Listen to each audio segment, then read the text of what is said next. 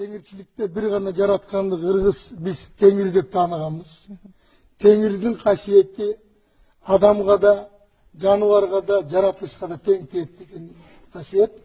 Анан бизде Манасты пайгамбар эмес, Манас жараткан эмес, ал баатыр деп тааныйбыз. Ошон үчүн биз аны мындай бир ыйыктыкка алып чыккан жокпуз, Манасты. Biz аны ошо өзүбүздүн бабабыз Баатыр биздин баягы убагында кыргызды дүйнөгө тааныткан деп тааныйбыз. Себеп дегенде мына жана Египеттин фараондору биринчи фараон Манас болгон деген аты. Ошончо да сиздер Манасты Кудай деп таңазалап жаткан жоксуздарбы? Жок, биз Кудай деген жокпуз. Биз теңир деген бул жараткан теңир. Биз бул 10 000 жыл мурун эле кыргыз аны тааныган теңирди. Жаратканды. Анан түштөн кийин келип алып булар бизди эми Аллахты айткыла, анан Кудайды айткыла деген сөз болуп атпайбы? Биз аны илгертен бери айтып келе атабыз.